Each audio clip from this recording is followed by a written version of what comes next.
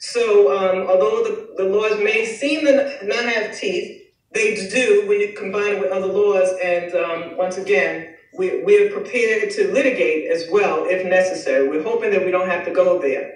But that's a little bit of what we're doing. And thank you again for inviting me to this really critical forum in the community. Thank you.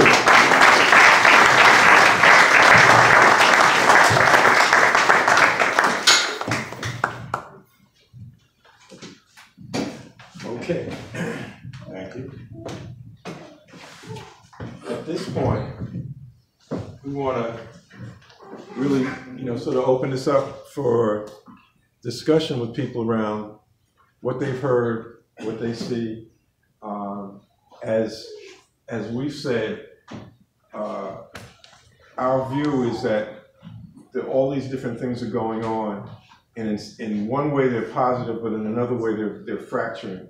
Because just like as Deidre had said, corporations work together, all these states work together. In the final analysis, it's the United States government that's going to have to resolve this issue of reparations.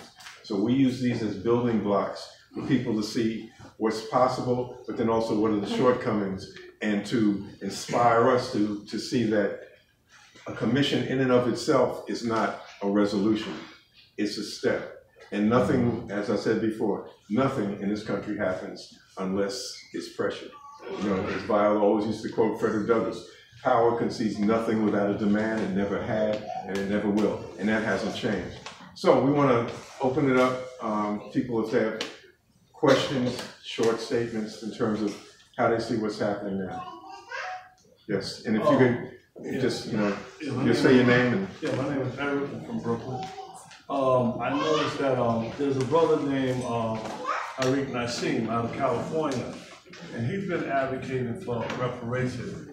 Is each state doing their own advocating for reparations, or are we doing it collectively? Right.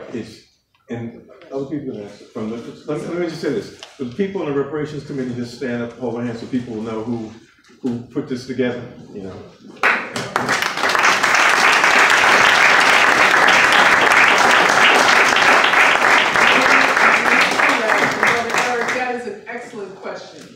What's happened is, on the one hand, different places have done their reparations, commissions, studies, etc. Like California, there's like 16 or 17 different, Chicago did one, Boston. Our position is the federal government got to pay. So you can even see it on that piece, we have that, because it was a federal crime that they got us. The federal government has to pay. We start the process where we are, and we keep fighting for it, as Brother Charles said, to get all of us involved. It is a way to mobilize ourselves, but the real push, and so we have also reached out to the different people around the country who are doing it, and in general, as we always do, to say, we got to come together, keep pushing, and that we have this campaign we call To Biden, $50 billion down payment that you can do with an executive order, like he does all those other executive orders.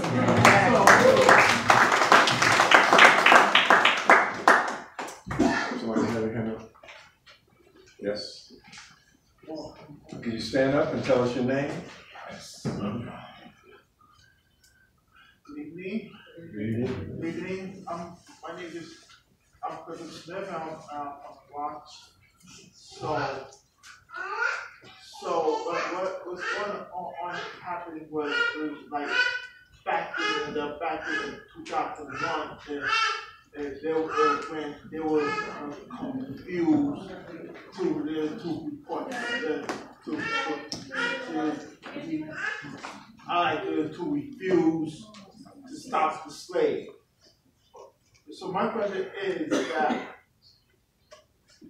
Have you guys been, so my question is, have you guys been, my question is, did you guys walk down to the press conference when they're not to stop the slave? That is my question. He's referring to the press conference that we saw on the video. Yeah. And what happened with it. And let me just say this. The entire, people can see the entire Durban 400. It's about an hour long. You can go on YouTube and see it. But I don't know if the new chairperson of the December 12th movement might want to speak about what that was in terms of, it was, the U.S. had called for a meeting where they were going to brief the non-governmental organizations on what the U.S. position was, and then they just walked out. I don't know if you want to say a couple of words around what happened after that. This is Omawale Clay. Yes, y'all. How you doing?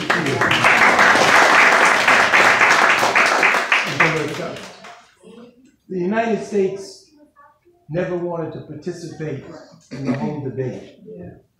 So they came there with a plan to leave. So they acted like they were going to participate in the World Conference, but that was never their intention. They really wanted the issue of Israel to be an issue, and when the Human Rights Commissioner said no, that's not happening, what's going on is a discussion around Africa and African people's rights. So what they did was, they acted like everything was cool right up to the beginning of the debates, and then they withdrew. Dramatic withdrawal. Like the conference is irrelevant now since we're gone. But what they did was they left their European kindred. What is it? Kin and kindred. You know what they call themselves. They left them there, the Europeans, to carry out their will. So when we found out they split, we then came and took over the hearing and said at the press conference and said, you know, the bottom line is they're gone, we're here, let's discuss our issue. Because we have to legitimize ourselves first and foremost. So that's what that was. It was really just telling them, you know what, they're gone, that's cool, let's now have our own press conference. That's what was happening.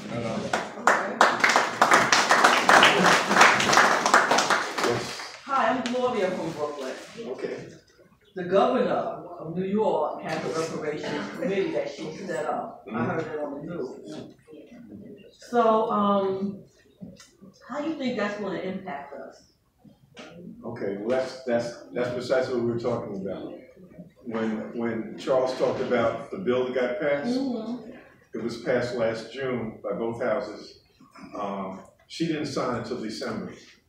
And she signed it under duress. There's some people who are in this room who confronted her on the street and embarrassed her around, why haven't you signed the bill? She didn't want to sign the bill. How is it going to affect us? I think we're going to determine that. You know, the commission has 9 people, some of whom, I think the majority of whom really have no history around dealing with reparations. There are 1 or 2 folks who do. Ron Daniels is one of them. And Lori Favors, who's with the Center for Law and Social Justice right here out of Medgar Evers, has a history with that. But most of them don't. So the question becomes, is this going to produce some, because the idea is it's supposed to come with remedies for New York State, people for what New York State has to do for people in New York State. What's going to come out of it? We'll have to see, but we're not restricting. Our work is not restricted to what that commission is doing. Our work is going to go on regardless, and that's the whole point of bringing people together here, so that we can know that we have, as the brother said, we have control. As Ross Jomo said, we have control over our own destiny. I think she just did that because she wants to get reelected. Oh, precisely. She didn't do it. She said, I think at the press conference when she signed, I think she said she had to do this under duress because there were people, Calling her press conferences. her constituency. Yeah. Okay. No, we had 3 press conferences in front of her office calling her out. They had stuff upstate. People were sending it. There were people from abroad. There's a group called Democrats from Abroad, or Reparations, and they were calling her. I mean, so this was not like, as I said, this wasn't done because it was the right thing. It was done because We made her do the right thing. Right. And that's the lesson of the Durban 400, that's the lesson of the Reparations Commission. So these are all things they're going to try, as Charles said, they're going to try and pacify us. Right. They're going to try and do everything short of providing us with the reparations we're doing. So that's what we have to bear in mind. Let me just say, just remember this too. No commission is going to give you reparations. They already completed their work in California. They presented the proposals to the governor. He said, money's tight right now, so I ain't gonna be there no choice. So it's what we build here that's gonna make, just like the December 12th movement made Hopeful sign that bill. She didn't want to sign it. So, and it wasn't her bill. She didn't get no bill. That was out of the state legislature. That was our bill. That was not Hopeful's bill. Any bills that come out of the state legislature has to be signed by the governor. So it's not hers. If she had it her way, it would have never happened. But we got to make them, after they come back and say, okay, we have $1 billion plan, the $10 billion plan for black. They can sit on that and say, you know, money's real tight, so we're not going to pay you. We have to make them feel business cannot go on you as usual unless we get paid. Once they feel that kind of pressure, that's when we'll get paid.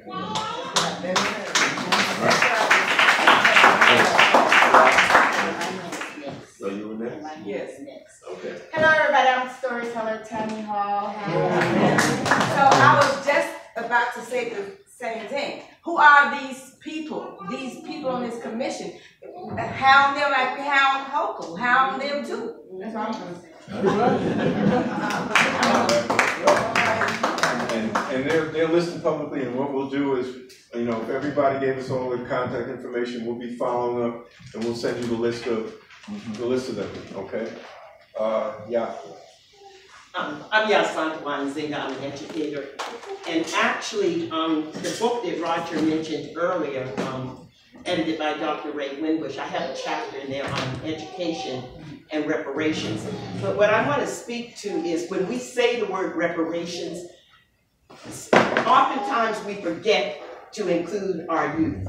Like when I watch some of the young people talk in Gaza, young people understand what's going on there. And I think we have to start as educators having the courage to go into the classroom, I don't care if it's a kindergarten classroom, and teach our youth about reparations. Just like a lot of us that are here and some of the things, Charles, that you said, we actually don't know what reparations are. So I'm just encouraging those of you that have group organizations, that work in schools, to make sure that our babies, because they're going to hear this now, that make sure that our babies understand what's going on and what they can do, even as young people, to contribute to the reparations of that. And that's very important, because everybody who's here tonight is going to be tasked when they leave here, not just to say, oh, that was a good meeting, but to go back and start talking to people that they have influence over on why it is we need to have reparations, and why. Not only is it a question of if we can have reparations, it's a question of when we're going to get them. And so that when we come back to the meeting to follow up, we're going to be questioning everybody. Did you carry out your task? Yes. My name is Anthony, and I'm from Brooklyn. And the system is in because I'm, I guess you could say, a little deficient in the education and knowledge of the scope of reparations. But you mentioned earlier how they gave Japan money. They gave Japanese Americans. Right, they gave them some funds. I heard reparations being mentioned through, I guess you could say through the media, about Native people getting some reparation, and they were given land or more expansion with the reservation. Us, we're talking money, but does include any land involved, or is it just finances? Because I don't get the scope of what's the difference between what they gave Japan, what the Native people have been they got theirs, well, if we call it getting theirs, you know, the reservations. What are we lacking in what we didn't get, what some of the other people got? Well, I think it's partly a question of definition. Okay, that's what I want. Reparations are to repair damage that was done. Okay. Okay. The Japanese Americans of Japanese descent who were interned and were in concentration camps during World War II locked up. Right. In turn, they stole they locked them up. Yeah, they were locked up and had their land stolen. They got some compensation for it. Some of the indigenous peoples in this country have gotten some compensation. Reservations was not compensation. Reservations were where they were put after their land was stolen. Okay. In the same way in Palestine have been restricted to a couple of strips when their whole land was taken. Okay. So that's not reparations. That was, you know, when the movies used to say pale face speak with forked tongue? Yeah. That happened when they made an agreement that they really didn't understand the scope of, and then it was reneged on by white folks anyway. Right. We have to define what our reparations is. It is not simply money. Money cannot compensate for all the things we talked about. Okay. Our position in the December 12th movement is African people have been the victims of a collective crime, and that the repair of that crime has got to be collective. That's not going to be resolved by deciding somebody gets $10 in their mailbox, somebody gets 20. That's why our emphasis on the national campaign when Biden was elected was $50 billion down payment on state-of-the-art health care for Black people, because that affects everybody, everywhere, either directly, everybody we know has some health problems. Right. So we saw that as a down payment and breaking the ice, because the federal government hasn't done anything.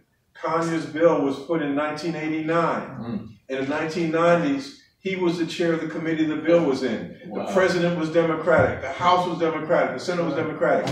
It never got out of the committee. So in 2024, we know that Congress is not going to deal with it. So we have to be the ones who determine what it is, what we fight for, and we'll define what that is. That's why we want to have these discussions with people so we can educate ourselves. You know, because none of us has all the answers, and if we did, we wouldn't still be here talking about it. Right. Thank you. Yes. Yeah, and we still. Hold on, wait in the back. Yeah, my name is Darryl. I'm from Brooklyn. I have a question regarding economic infrastructure, because there's a lot of wonderful work that's been done, and I'm amazed at the research and the ground that's been gained. But while there's these efforts moving towards what's being done right now, what's being done on the back end to create an African economic infrastructure, so that when money or whatever does come at any point, that we're able to capture those monies and those resources so that they circulate around us versus going back out into the larger markets. Because when Japan got its reparations, Japan already had its own banks, its own institutions, its own hospitals, its own this, that, and the other. So is there any strategic planning being done on building economic infrastructure to capture what we may get for reparations? So there's 2 points. One is your question on economic infrastructure, and the other is I think there's confusion around Japan. Reparations were given to Americans of Japanese descent who were imprisoned during World War II. That was within the United States. Japan was rebuilt, and as was Europe was rebuilt during the Cold War, because the United States was scared to death of communism. So they basically got reparations for having conducted a war that destroyed half of the world. Your question on economic infrastructure, that is an ongoing discussion, because I know one of the things that reparations, people who oppose it say, well, you know, Black folks, they're going to get it. They're going to get the money and they'll cash their check and they're going to spend it right out on Nissan and Mercedes or whatever. That's a different question. I think it's a legitimate question of what are the vehicles we're going to set up when we get to that point. And it's not a discussion that we should begin at the point when we force them to do that. So I think that's an ongoing kind of discussion around how do we make that collective repair. How do we set it up so it is a collective repair? So, I mean, that may be one of the things you want to join in terms of, you know, what is it we're going to do? Right. We have a brain trust. We got the brain trust. You heard Deidre. You haven't heard Dr. Ray Winbush, you know, James Small, and Dr. Mary Bassett. So what we want to come out of this is that kind of discussion, because I think that's very important. Let me say this, but you raised a good question. First of all, Japanese did not have banks and all of that. They got $20,000 each for those who were directly interred as individuals. So they weren't any better off than we are. But your point is well taken. What we have in some communities right now is a thing called Community Land Trust, CLTs. In East New York, we have a CLT, a Community Land Trust, that says, just as you given land for $1 to rich white developers, give it to the community. So we're fighting to get community land trust. So one of the vehicles, one of the infrastructure, because what I don't want us to do is talk economics and it's capitalism. It's black capitalism. So people, you know, have business things in mind, and I get a lot of people calling me, and that's why I'm glad you're with us, brother, to help us think this thing through. But there's a lot of black capitalists looking at reparations, seeing dollar signs. We need the infrastructure. And that really means not you, brother, because I know where you're coming from. But when they say that, they mean, hey, y'all need to fund my company so that I can make some money. Anytime, we should either set up cooperatives, collective cooperatives, and community land trusts as starters, so that if there's going to be any enterprises built, it's going to be collectively owned by the people, which is different from the capitalist structure where you are the CEO and you hire people, exploit the labor, they make profits, you determine how that surplus value of their labor is going to be spent.